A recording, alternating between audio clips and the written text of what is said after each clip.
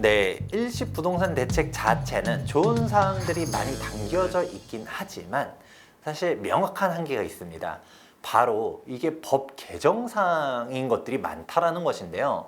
사실 제가 재개발 재건축 관련해서만 설명드리긴 했지만 일시 부동산 대책 그 외로도 다양한 내용들이 많이 포함되어 있습니다. 근데 보다 보면 항상 대책의 맨 뒷페이지쯤을 보게 되면 이 개선에 대한 추진하려고 하는 그 목표, 담당 부서 이런 것들이 써 있고 이게 법 개정사항인지 시행령 개정사항인지가 구분되어 있습니다. 시행령 같은 경우는 대표적으로 국토교통부령이다라고 하면 국토부 장관의 승인만 있다라고 하면 개정할 수 있기 때문에 시행령은 수월하게 정부의 위지만 있으면 할 수 있는 반면 법 개정 사항은 아무리 정부가 이렇게 대책을 내놨다 하더라도 국회에서 통과가 되지 않는다면 안 된다라는 거를 일단 구별할 필요가 있습니다. 그러면 일단은 국회 통과라고 말하는 순간 머리가 아파오는 분들이 있을 겁니다. 당장 다가오는 4월에 총선이 있지 않습니까?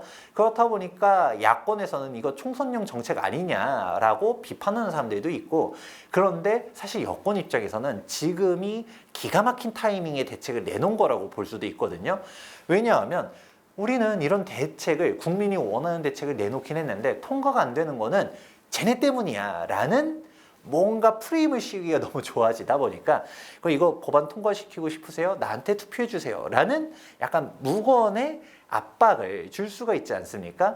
그리고 설령 여권을 찍든 야권을 찍든 떠나서도 아무래도 야당 입장에서도 재개발 재건축을 원하는 지역구 주민들의 목소리를 무시할 수 없기 때문에 이 시점에서 주민들이 나는 예를 들어서 야당을 지지한다 하더라도 이 법안이 통과됐으면 좋겠어 라는 목소리들이 계속적으로 있게 되면 이게 실질적으로 법안 통과될 가능성이 전부 다 높아진 거는 사실이긴 합니다. 그렇다 보니까 대표적으로 노후계획도시 특별법 같은 경우도 그동안 지지부진하다가 총선 앞두고서 통과되는 사항들도 있지 않습니까? 그런 식으로 지금 시점이 어떻게 따지면 정책을 내놓기가 적절한 시기였다라고 볼 수도 있지만 사실 또 이게 적절한 시기인 거는 맞지만 막상 진짜 통과되느냐는 또 다르잖아요. 그 정치인들이 뭐 다 해줄 것처럼 하다가 막상 이제 당선되고 나면 공약을 뒤엎는 경우들이 하도 많다 보니까 실질적으로 이게 국회가 통과될 것인지 안 될 것인지는 좀 가려볼 필요성이 있는데요. 그러면 제가 앞서 말했었던 재개발 재건축에 대한 정책 중에서 일단 법안 개정사항이냐 시행령 개정사항인지를 한번 구별하게 되면 재건축에 대한 안전진단 요건 이 사항은 법안 개정 사항입니다. 그렇다 보니까 재건축들 이제 다 빠르게 추진되겠다라고 보기에는 어렵다. 일단 법안이 개정되는지를 끝까지 봐야지 이게 호재인지 이제 실질적인 부분들을 볼 수 있다가 1번. 근데 반면 재개발 지역의 노후도 완화 같은 경우는 시행령 개정 사항입니다. 그러면 우리는 재개발을 새롭게 추진하려고 하는 지역이야 라고 하는 곳들 같은 경우는 그 즉시 호재로 작용할 수 있다는 점도 가려서 보실 필요가 있죠. 재개발 재건축 프로세스를 이해해 보시면 답이 나오거든요. 기본적으로 제가 앞서서 조합설립 인가 전만 하더라도 기간이 아무리 못해도 5년에서 10년씩도 걸린다는 얘기 해드리지 않았습니까? 물론 이건 단축시키겠다라고는 했었지만 일단은 75% 동의를 모으는 데만 돼도 정말 오래 걸립니다. 그런데 이 75% 동의율을 모으고 아까 말한 정비계획도 병행 수립하고 그렇게 해가지고 빠르게 조합설립 인가를 받는다 하더라도 조합설립 인가로부터 완공까지만 그냥 10년을 잡아먹는데요. 조합설립 인가로부터 사업시행 인가까지 기본적으로 2, 3년 정도가 소요가 되고요. 사업시행 인가로부터 관리처분 인가까지도 2, 3년 정도.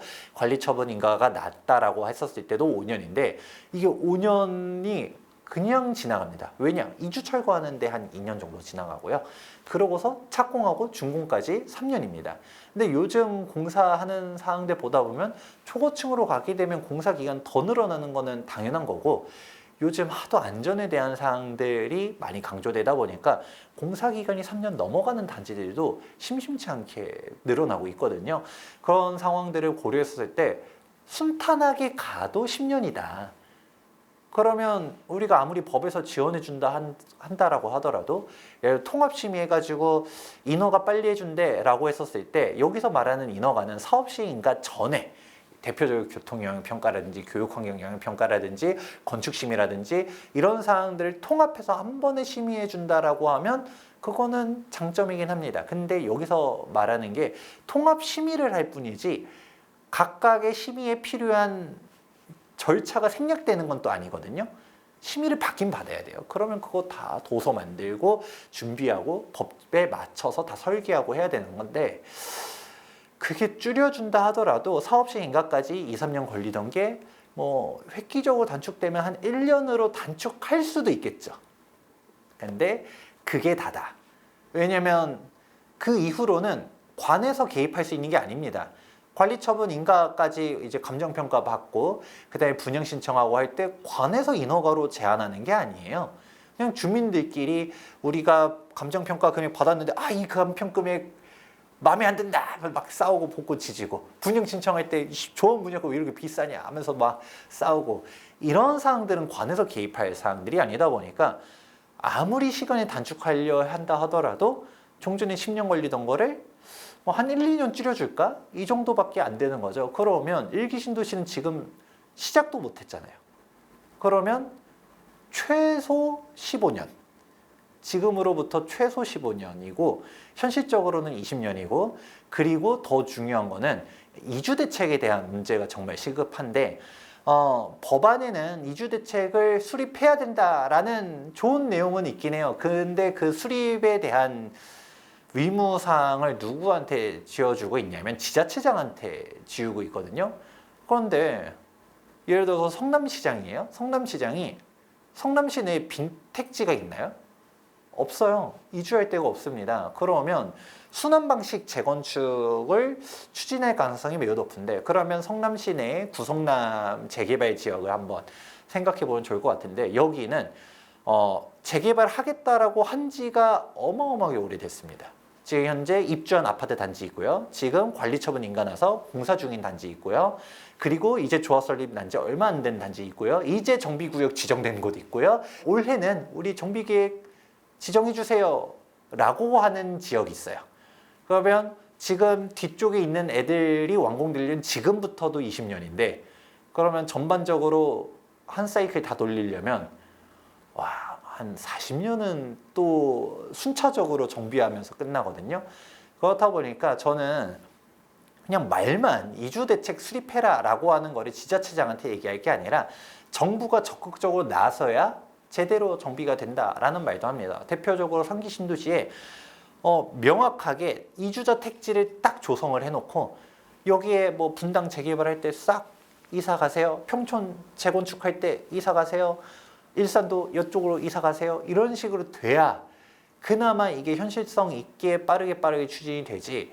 이런 이주 대책 없으면 사실 앞서서 제가 말한 뭐 15년, 20년 이거는 첫 스타트를 끊는 단지들 그런 단지들이 되는 거지 번호표 늦게 뽑았다라고 하게 되는 순간 이주만 하더라도 기억 없이 지연될 가능성이 매우 높습니다. 이거는 거짓말이 아니라 서울만 본다 하더라도 관리처분 인가 코앞인데 아니 이주 시점 조율하겠다고 관리처분을 이유 없이 늦게 내준다든가 관리처분 인가는 받아놓고서도 이주 개시 허가를 되게 늦게 내주는 케이스는 어렵지 않게 찾아볼 수 있습니다. 그렇다 보니까 이런 부분들을 고려했을 때 일기 신도시가 그렇게 수월하게 된다라는 거는 어렵고요. 그거는 뭐 당장 상기 신도시만 봐도 정부가 뻥치는 거는 너무 많이 봅니다. 정부가 맨 처음에 발표할 때 뭐라고 했나요? 뭐 5년 내에 입주시키겠다 했는데 지금 이미 5년 지났거든요. 그런데 뭐 지금도 토지 보상이 안 된 곳들이 태반입니다. 지금도 사전 청약 받아놓고서 이거 뭐 사기 청약이라고 말하는 사람들도 많은데 뭐 분양을 해야 말이죠. 본 청약으로 가지를 못해요. 삽을 못 드니까. 그런 상황이다 보니까 기본적으로 아파트 공급은 되게 길게 봐야 되고 이거를 그냥 정부 말만 믿어도 안 되고 부동산 사장님들도 그냥 청사진만 그리면서 어이씨 금방 돼요 라고 할 것도 없고 조합 말도 믿을 것도 없습니다. 조합 스케줄 보면 6년 만에 입주시키고 그러거든요. 그런 걸 믿을 게 아니라 제대로 내가 라이프 사이클에 맞춰서 나는 그래도 5년 내에는 입주하고 싶어 라고 하면 관리처분 인가 난 걸 사야 될 것이고 그래도 나는 10년 내내 입주하고 싶어라고 했을 때도 주어서 인간한 걸 사야 되는 거지. 너무 초기 지역은 뭐 내가 입주하는 게 아니라 내 자녀가 입주할 가능성이 높으니까 뭐 이런 거는 맞는 말이죠. 우리 애가 아직 어려요. 뭐 중고등학생이야. 뭐 15년, 20년 걸려도 그때 되면 뭐 애가 독립하고 내 집 마련하겠다 싶어서 아무래도 초기 지역일수록 가격이 저렴하잖아요. 이런 지역을 자녀 앞으로 증여해서 취득해주고 뭐 시간을 길게 아무래도 나 같은 경우는 뭘까요? 물론 돈도 부족하긴 하겠지만 이제 바라보는 지역에 따라서 보통은 부모 입장에서는 돈은 있는데 시간이 부족하고 자녀 같은 경우는 돈은 적은데 시간이 많잖아요. 그러면 이 시간을 돈으로 치환하는 게 바로 재개발 재건축입니다. 그렇기 때문에 신축 아파트 너무 비싸지만 자녀한테 재개발 재건축을 좀 저렴한 금액에서 매수해줘서 기회를 보게 하는 그런 식의 투자를 저는 권장해 드리고 싶지만 그냥 내가 사가지고 오우씨 막 대박을 내야지 이런 식으로 안일하게 투자하면 흔히 사람들이 말하는 저거 내가 뭐 재개발 뭐 무슨 재건축 금방 된다고 하더니 벌써 10년이야.